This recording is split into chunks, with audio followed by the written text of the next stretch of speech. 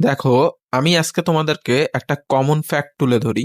আমি রিলেশনশিপ সম্পর্কে যত প্রশ্ন শুনেছি, আমাকে পার্সোনালি মানুষ যত প্রশ্ন করে এবং আমার কমেন্টেও যত প্রশ্ন মানুষ করে, তার ভিতরে কমন প্রশ্নটা হচ্ছে কি, যে ভাই, আগে যখন সম্পর্কটা প্রথম প্রথম ছিল সে তো আমাকে অনেক বেশি গুরুত্ব দিত, অনেক বেশি পাত্তা দিত, ভালোবাসতো, কিন্তু এখন ডে বাই ডে এমন কেন হয়ে গেল? আমি তো তাকে কম ভালোবাসি না। আমি তাকে যেন যত ভালোবাসি সে আমার প্রতি তত বিরক্ত হয়, তত অবহেলা করে, তত পাত্তা কম দেয়। সমস্যাটা কোথায়? আচ্ছা, আমি আজকে একটা পজিটিভ একটা কিছু কথা বলি তোমাদেরকে। দেখো, কিছু সম্পর্ক আছে যেখানে আসলে তুমি ডিজার্ভ করো, কিছু সম্পর্কে তুমি ডিজার্ভ করো তার কাছ থেকে পাত্তা না নেওয়ার। কেন আমি বলি, দেখো, প্রত্যেকটা জিনিসের একটা নিয়ম আছে। এই নিয়মের বাইরে যে তুমি কিছু করতে পারবে না। তুমি তাকে ভালোবাসো, সেও তোমাকে ভালোবাসে, কি তাই তো? কিন্তু তুমি তার থেকে সেই আগের মতো পাত্তাটা পাচ্ছ না, দামটা পাচ্ছ না, গুরুত্বটা পাচ্ছ না। তুমি কি একবারও নিজেকে প্রশ্ন করো তো যে এটার পিছনে তুমি দায়ী কিনা? দেখো তো, বাজার থেকে যে গেঞ্জিটা তুমি প্রথমে কিনে আনো, সেই গেঞ্জিটা আর যেই গেঞ্জিটা তুমি বাজার থেকে 1 বছর আগে কিনে আনছিলা, সেই গেঞ্জিটার মূল্যটা কি তোমার কাছে সেম? অবশ্যই না। অবশ্যই সেম না। কারণ তোমার কাছে যেই গেঞ্জিটা 1 বছর আগে ধরে রয়েছে, সেই গেঞ্জিটার মূল্য কম, কারণ তুমি তাকে অনেক বেশি ইউজ করে ফেলেছো। আর যেটা তুমি বাজার থেকে আজকে টাকা দিয়ে কিনে আনলে, সেটা তুমি সবে শুরু করবে, তাই না? কথা ভুল বললাম কিনা? কিন্তু তুমি কি জানো, ওই গেঞ্জিটা 1 বছর আগের যে গেঞ্জিটা, ওই গেঞ্জিটার দামও অনেক বেড়ে যেতে পারে। এখনো আমি তোমাকে কথা দিচ্ছি, এই গেঞ্জিটার মূল্য অনেক বেড়ে যেতে পারে। কি করলে?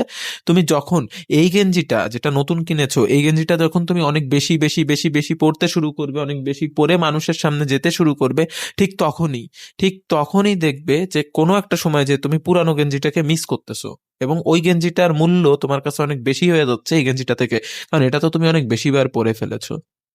তো দেখো, এই সম্পর্কটায়ও ঠিক তোমার সেই অবস্থা যাচ্ছে। আমি জানি, আমি তোমার সমস্যাটা বুঝি। তুমি তাকে অনেক বেশি ভালোবাসো, তুমি তাকে ছাড়া থাকতে পারো না, তার সাথে কথা না বলে তুমি থাকতে পারো না, আমি সব কিছু জানি। কিন্তু এভাবে হবে না। তোমাকে তাকে ছাড়া থাকতে শিখতে হবে। তাকে স্পেস দিতে তোমার জানতে হবে, তাকে স্পেস দিতে তোমার শিখতে হবে। হ্যাঁ, তুমি তাকে ভালোবাসো, সেও তো তোমাকে ভালোবাসে, বাসে না? হ্যাঁ, সে তো বলতেছে আমি তোমাকে ভালোবাসি, কিন্তু সে পক্ষান্তরে তোমার উপরে বিরক্ত হচ্ছে, কারণ তুমি তাকে বিরক্ত করে ফেলতেছো। কথায় কথায় তার তুমি খুঁত ধরতেছো। এটা কেন করলে, ওটা কেন করলে, আমাকে না বলে এখানে কেন গেলে, আমাকে না বলে ওখানে কেন গেলে, আমাকে কেন বলার প্রয়োজন মনে করোনি, আমাকে কেন তুমি গুরুত্ব দাও না, আমাকে কেন তুমি পাত্তা দাও না, তুমি আর আগের মতো নেই। এইসব উল্টাপাল্টা কথা বলতে বলতে বলতে বলতে তুমি নিজের ভ্যালুটাকে একদম মাটিতে এনে ফেলেছো। আমার কথা মিলায় দেখো, দেখবা তোমার সাথে মিলে যাবে। আমি জানি এগুলো কোনো বলার কথা না। আচ্ছা, মূল্য, মূল্যায়ন জিনিসটা কি মানুষের কাছ থেকে চেয়ে নেওয়া যায়? হ্যাঁ, মূল্যায়ন, মানুষের সম্মান, মানুষের প্রতি মানুষের ভালোবাসা, কেয়ার, এগুলা তো আসলে চেয়ে পাওয়া যায় না। তুমি মনে করো চেয়ে নিলে এতে কি তুমি খুব ভালো থাকবে, খুব মজা পাবে? না। হ্যাঁ, হয়তো 2 দিন 4 দিন 5 দিন তোমার কাছে ভালো লাগবে, কিন্তু বিশ্বাস করো, তুমি একটা সময় বুঝবে এগুলো ফেক। এগুলা কিছু তোমার ভালো লাগবে না, এগুলো সব তোমার কাছে ফেক লাগবে। কারণ এটা তুমি চেয়ে নিছো। সে ভয়ে ভয়ে তোমাকে এই জিনিসটা প্রোভাইড করতেছে, মূলত মন থেকে সে তোমাকে এই জিনিসগুলা দিচ্ছে না। আমি বলি কি, দেখো, সম্পর্কের শুরুতে এবং সম্পর্ক স্টার্ট হওয়ার আগে এবং সম্পর্ক শুরু হওয়ার কিছুদিন পর্যন্ত প্রত্যেকটা মানুষেরই, সেটা ছেলে হোক বা মেয়ে হোক, প্রত্যেকেরই মানে এখানে কিছু জিনিস ইমপ্রেস করার থাকে, কিছু জিনিস জানানোর থাকে। তুমি তার সম্পর্কে ভালোভাবে জানো না, সে তোমার সম্পর্কে খুব ভালোভাবে জানে না, এজন্য তোমাদের কথা বেশি হয় এবং একজন আরেকজনের প্রতি খুব বেশি সম্মান থাকে, জানার আগ্রহ থাকে। কি কথা ঠিক বলছি না?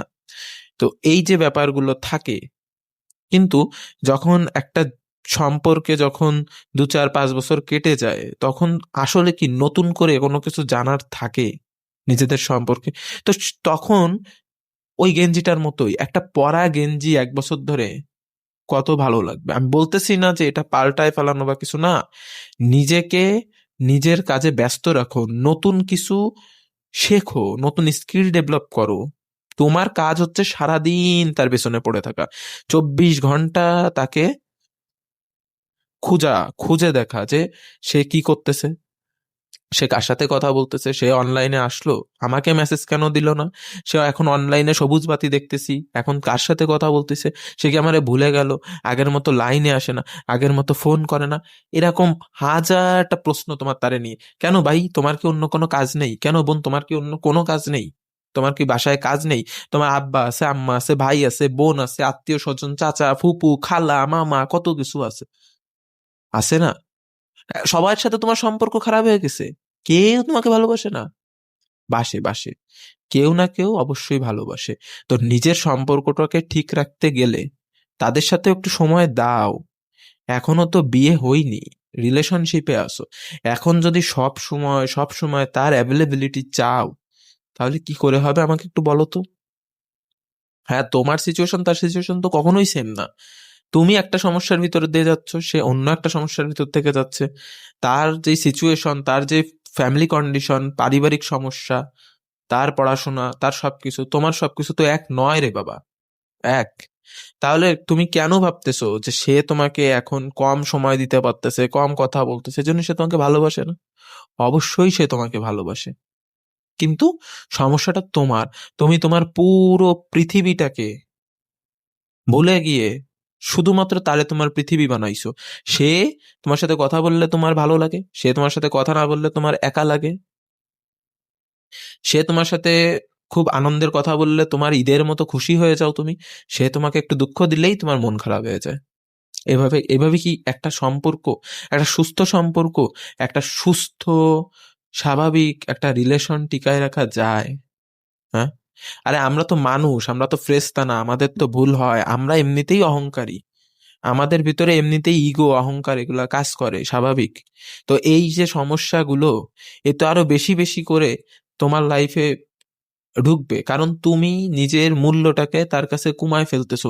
তাকে বারবার বারবার একই জিনিস, বারবার একই জিনিস, তুমি কেন আমাকে সময় দাও না, তুমি কেন আমার সাথে কথা বলো না, তুমি আগের মতো নেই কেন, তুমি কি আমাকে ভুলে গেছো, তুমি কি অন্য কাউকে পাইছো, তুমি কি করতেছো, তুমি লাইনে কেন, লাইনে আসলে তা আমারে কেন নক দিলে না?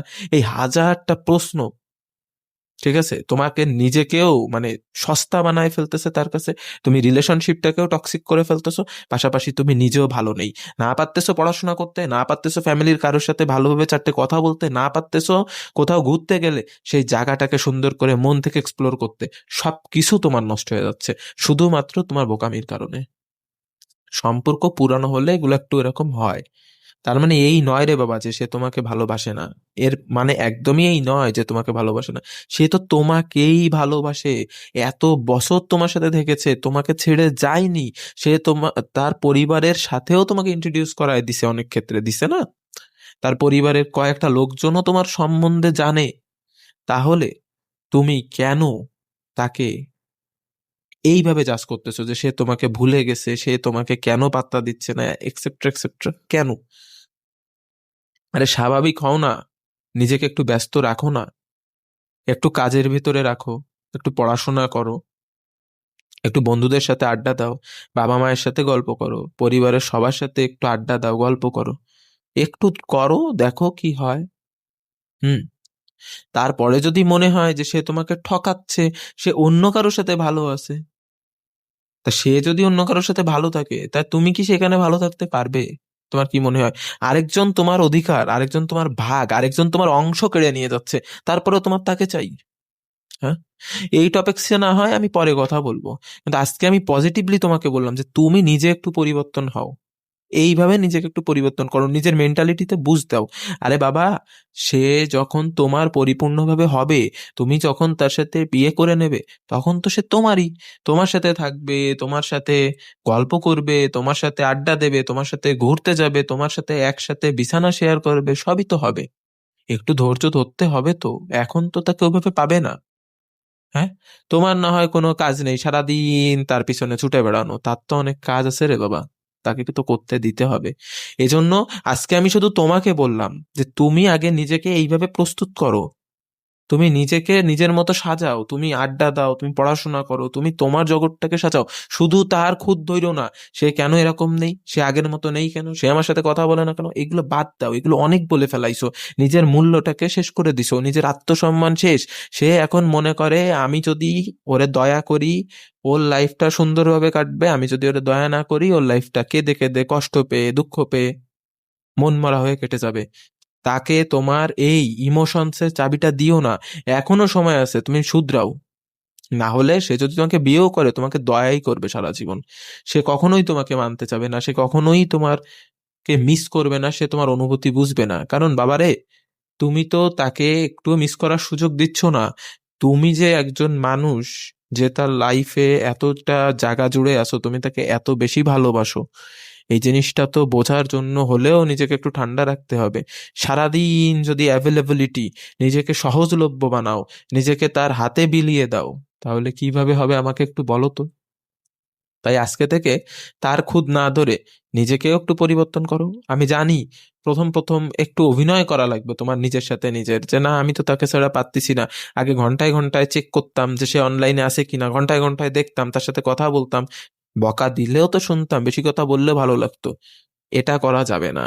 এটা বুঝাইতে হবে যে না, তুমি মানুষ, তোমারও কাজ আছে এই পৃথিবীতে। একটা একটা নিঃশ্বাসের অনেক মূল্য। যার কাছ থেকে এই নিঃশ্বাস হারায় যায় সে কিন্তু এই পৃথিবী ছেড়ে চলে যায়। কাজে তোমার পৃথিবী শুধু তাকে কেন্দ্র করে সারাটা দিন ঘোরানো নয়।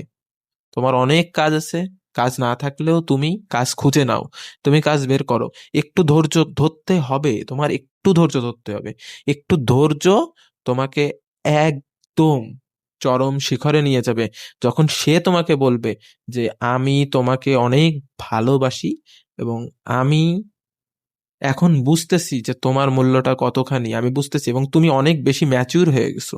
হ্যাঁ, যখন এই কথাটা বলবে যে তুমি অনেক বেশি ম্যাচিউর হয়ে গেছো, তুমি এখন আমাকে অনেক ভালো বোঝো, তখন কেমন লাগবে একবার বলো তো আমাকে। যাই হোক, ভিডিওটা ভালো লাগলে ভিডিওতে একটা লাইক করে দাও, আর অবশ্যই আমার চ্যানেলটাকে সাবস্ক্রাইব করে দাও। কারণ তোমাদের সাবস্ক্রাইব করা আমাকে বেশি বেশি সুন্দর করে ভিডিও বানাতে অনেক বেশি হেল্প করে। কাজে তোমাদের সাবস্ক্রাইব করার খুব বেশি প্রয়োজন। আমার চ্যানেলটাকে সাবস্ক্রাইব করে দাও, ভিডিওতে লাইক করে দাও এবং এ ধরনের কোন ধরনের ভিডিও আরও চাও কমেন্ট বক্সে কমেন্ট করে আমাকে জানাতে পারো। আমি তোমাদের কমেন্ট অনুযায়ী ভিডিও তৈরি করে দেব, তোমাদের প্রশ্নগুলোর উত্তর দেওয়ার চেষ্টা করব। ধন্যবাদ। পরবর্তী ভিডিওতে দেখা হবে।